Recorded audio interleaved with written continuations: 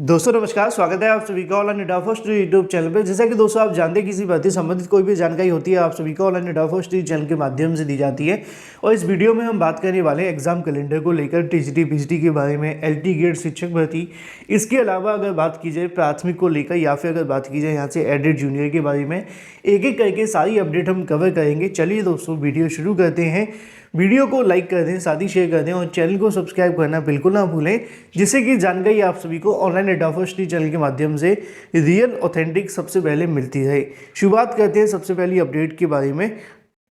आगे बढ़ने से पहले हम बात करने वाले हैं एसएससी जीडी की बेस्ट बुक के बारे में, जो कि चक्षु प्रकाशन की है। अगर आप एसएससी जीडी में एक सीट लेना चाहते हैं तो चक्षु प्रकाशन की बेस्ट बुक परचेस करना बिल्कुल ना भूलें, जिसमें आपको मिलते हैं 2800 से ज़्यादा क्वेश्चन, 3 प्रीवियस ईयर पेपर, 100% आपके सिलेबस पर आधारित, साथ ही बेस्ट क्वालिटी के साथ। ये आपको स्टडी गाइड देखने के लिए मिलती है, जिससे कि आप जो भी पढ़ें थ्योरी के साथ पढ़ें और हमेशा थ्योरी के साथ पढ़ा हुआ याद भी रहता है। साथ ही इस बुक के अंदर आपको मिलता है चैप्टर वाइज थ्योरी और साथ ही चैप्टर वाइज क्वेश्चन भी, और सभी क्वेश्चन की सटीक उत्तरमाला, साथ ही उत्तरमाला के साथ आपको देखने के लिए मिलते हैं व्याख्यात्मक उत्तर, जिससे कि आपका आंसर कभी गलत ना हो, डिटेल के साथ आपको याद भी हो। जैसा कि आप स्क्रीन पर देख पा रहे हैं, सभी क्वेश्चन और क्वेश्चन के आंसर के साथ उत्तरमाला भी आपके सामने है। और अपनी प्रिपरेशन को और बेहतर बनाने के लिए आप परचेस कर सकते हैं एसएससी जीडी की गाइड के साथ एसएससी जीडी के लिए चक्षु प्रकाशन का प्रैक्टिस सेट। इन सभी का लिंक आपको वीडियो की डिस्क्रिप्शन में दिया गया है। इनको अगर आप चाहें तो अमेजॉन या फ्लिपकार्ट से परचेस कर सकते हैं। ज़्यादा जानकारी के लिए लिंक वीडियो की डिस्क्रिप्शन में है, या फिर अपने नज़दीकी स्टोर से भी जाकर इसको ले सकते हैं। उत्तर प्रदेश में ऐसा बहुत कम देखने के लिए मिलता है कि उत्तर प्रदेश में किसी भर्ती का विज्ञापन जारी किया गया हो और भर्ती का विज्ञापन जारी हो जाने के बाद उसके अंदर पदों की संख्या को बढ़ा दिया गया हो। लेकिन अच्छी बात यह है कि जहाँ पे पदों की संख्या कम होती है वहाँ पे अगर अध्याचन मिलते हैं तो सरकार के माध्यम से या फिर आयोग के माध्यम से रिक्त पदों को बढ़ा दिया जाता है। उसी के संबंध में जानकारी आप सभी को देखने के लिए मिलेगी। अगर बात की जाए असिस्टेंट प्रोफेसर भर्ती को लेकर 36 पद यहाँ से और बढ़ा दिए गए हैं। उत्तर प्रदेश उच्चतर शिक्षा सेवा आयोग के माध्यम से अशासकीय सहायता प्राप्त महाविद्यालयों विज्ञापन संख्या 51 के तहत जारी की गई असिस्टेंट प्रोफेसर भर्ती के अंदर 36 पदों को बढ़ा दिया गया है। इसके साथ ही अगर बात की जाए आयोग के माध्यम से पहले 917 पदों के आवेदन मांगे गए थे, बाद में यहाँ से कहीं ना कहीं रिक्त पदों की संख्या 64 और पद जोड़े गए। अब यहाँ से पदों की संख्या को जोड़ा जाए 36 को तो लगभग 1017 पद देखने के लिए मिलते हैं। अगर बात की जाए इसकी परीक्षा के बारे में तो वो आप सभी को फरवरी के अंदर देखने के लिए मिलेगी। फरवरी या मार्च में कभी भी ये परीक्षा करवा ली जाएगी। बात कर लेते हैं अपनी अगली अपडेट के बारे में, जो कि संबंधित है एग्जाम कैलेंडर के बारे में। साथ ही अगर बात की जाए परीक्षा की तारीखों को लेकर, फिर हम बात करने वाले हैं टीजीटी पीजीटी को लेकर।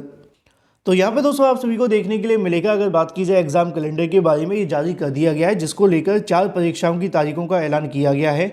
और ये जो आपको परीक्षाएं देखने के लिए मिलेंगी जनवरी से लेकर फरवरी के बीच में आयोजित की जाएंगी।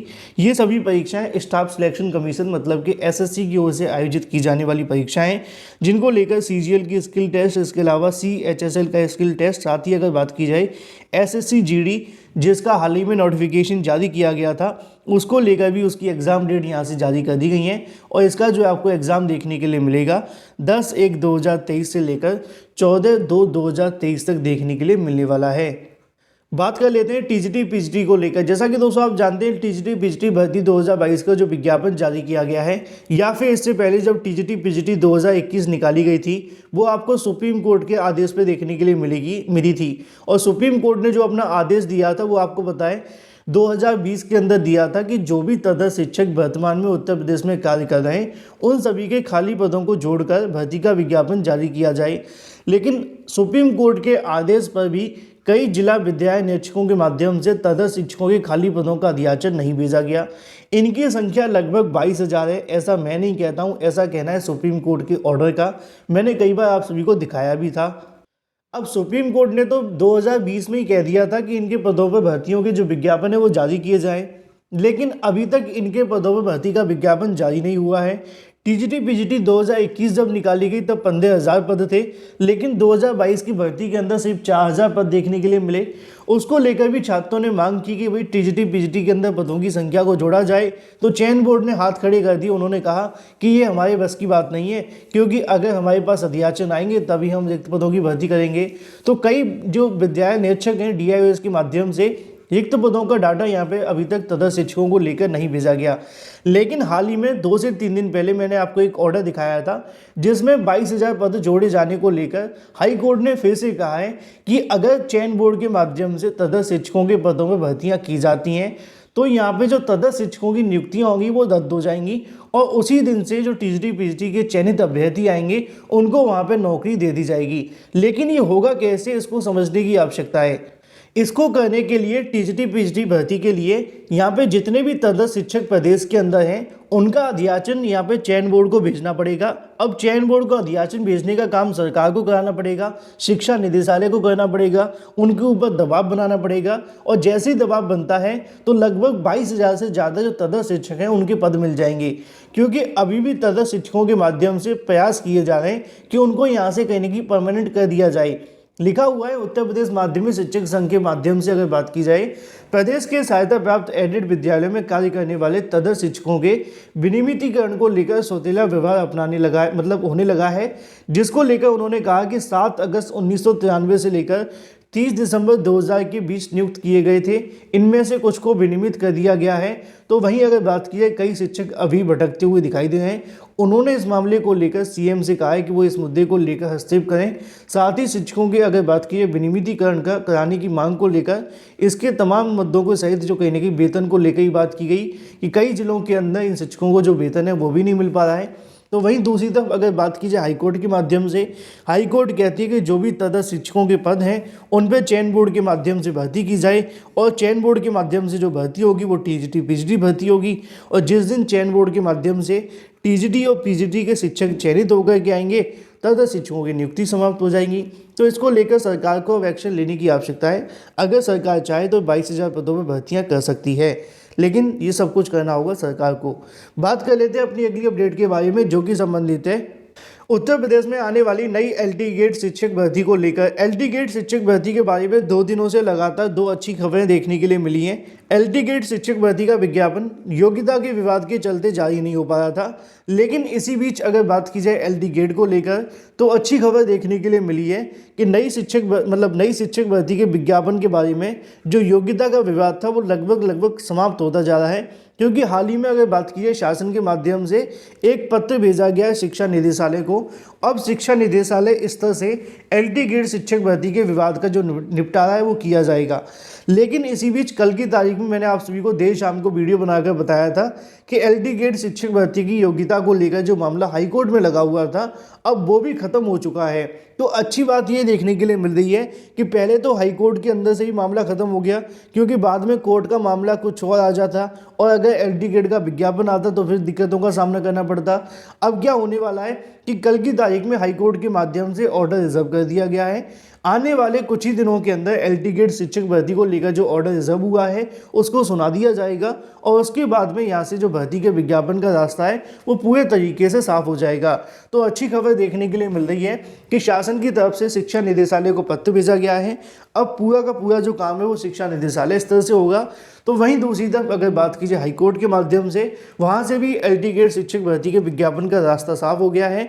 जैसे ही ऑर्डर सुनाया जाएगा सारी चीज़ें क्लियर हो जाएंगी। तो उम्मीद है कि अब यूपीपीएससी को एलटी गेट शिक्षक भर्ती का विज्ञापन जारी करने में जो कठिनाइयाँ आ रही थी वो जल्द यहाँ से दूर होने वाली हैं। बात कर लेते हैं अपनी अगली अपडेट के बारे में जो कि संबंधित है प्राथमिक को लेकर, फिर बात करेंगे एडेड जूनियर के बारे में। यहाँ पर दोस्तों आप सभी को देखने के लिए मिलेगा प्राथमिक शिक्षकों के बारे में बेसिक शिक्षा मंत्री संदीप सिंह जी के माध्यम से एक बयान दिया गया है। उन्होंने अपने बयान के अंदर जानकारी दी है कि शिक्षकों को हमेशा कुछ नया करते रहना चाहिए, लेकिन बेसिक शिक्षा मंत्रियों को कुछ भी नया करने की आवश्यकता नहीं है। ऐसा क्यों कह रहा हूँ ये आप सभी भी जानते हैं, क्योंकि जब भी कोई नया बेसिक शिक्षा मंत्री बनते हैं उनके माध्यम से कुछ नया नहीं किया जाता है। अब तक के इतिहास को उठा करके देखें तो बेसिक शिक्षा मंत्री जी के माध्यम से हमेशा की तरह अगर बात की जाए तो वो कहीं ना कहीं मुख्यमंत्री के जो भी दिए गए आदेश होते हैं उनको अनुपालन में आगे बढ़ाने का कार्य करते हैं। अगर मुख्यमंत्री कहते हैं कि हमने भर्ती की है तो वो उसी बात को कहते हैं। अगर मुख्यमंत्री ये कहते हैं कि हम भर्ती अभी नहीं करेंगे, हमारे पास अभी रिक्त पद नहीं है, तो फिर बेसिक शिक्षा मंत्री उसी बात को कहते हैं। मतलब ये है कि बेसिक शिक्षा मंत्री जी शिक्षकों को तो सलाह देते हैं कि उनको कुछ नया करना चाहिए, लेकिन अब तक जितने भी बेसिक शिक्षा मंत्री बने हैं उन्होंने शायद कुछ नया नहीं किया है। ऐसा आप सभी ने पिछले कार्यकाल के अंदर सतीश द्विवेदी जी को भी देखा था। उनके माध्यम से भी कई विवादित बयान दिए गए थे, लेकिन भर्ती को लेकर बोलने के लिए तैयार नहीं थे। अच्छी बात ये थी कि वो कुछ बोला करते थे, लेकिन जो नए बेसिक शिक्षा मंत्री हैं वो भर्ती को लेकर कुछ बोलते भी नहीं हैं। फिलहाल उनके माध्यम से कहना है कि बेसिक शिक्षा राज्य मंत्री बोले कि समाज के निर्माण में शिक्षकों की अहम भूमिका है, लेकिन इनकी भर्तियां नहीं करेंगे, भले ही लाखों की संख्या में उनके पद खाली हों। बात कर लेते हैं अपनी अगली अपडेट के बारे में, जो कि संबंधित है एडेड जूनियर शिक्षक भर्ती को लेकर। एडेड जूनियर शिक्षक भर्ती वाले अभ्यर्थियों के लिए राहत भरी खबर देखने के लिए मिली है। अगर बात की जाए अधिकारियों के माध्यम से, तो एडेड जूनियर शिक्षक भर्ती से संबंधित जो फाइल है वो शासन को भेज दी गई है। शासन को यहाँ पे जो पूरा का पूरा डाटा है वो भेजा जा चुका है। अब यहाँ पे सीएम योगी की मंजूरी का इंतजार किया जा रहा है। अधिकारियों की माने तो शिक्षा निदेशालय इस तरह से एडेड जूनियर शिक्षक भर्ती को लेकर शासना आदेश जारी करने के संबंध में जो फाइल है वो मुख्यमंत्री को भेजी जा चुकी है। अगर मुख्यमंत्री के माध्यम से जल्द मंजूरी मिलती है, जो कि उम्मीद है कि मिल जानी चाहिए, तो फिर उसके बाद में यहाँ से एडेड जूनियर शिक्षक भर्ती को लेकर जो शासन आदेश है वो भी यहाँ से जारी कर दिया जाएगा। इसमें कितना समय लग सकता है, लगातार अभ्यर्थी पूछते हैं, तो इसको लेकर मैं आपको यही कहना चाहूँगा कि सीएम योगी के माध्यम से इस मुद्दे को लेकर कब तक मंजूरी दी जाएगी वो उन पर डिपेंड करेगा। लेकिन अगर हम मुद्दों को समझने का प्रयास करें तो ज़्यादा से ज़्यादा 1 सप्ताह का समय लगना चाहिए। 1 सप्ताह के अंदर सीएम के माध्यम से मंजूरी दे दी जाती है, तो उसके अगले सप्ताह में एडेड जूनियर शिक्षक भर्ती को लेकर शासनादेश जारी कर दिया जाएगा। अच्छी बात यह है कि शिक्षा निदेशालय के माध्यम से पूरा डाटा मुख्यमंत्री को भेजा जा चुका है। अब फाइल की मंजूरी का इंतजार है, जो कि सीएम योगी को देनी है। जो भी अपडेट होगी आपको ऑनलाइन इंडिया फर्स्ट के माध्यम से सबसे पहले मिलती रहेगी।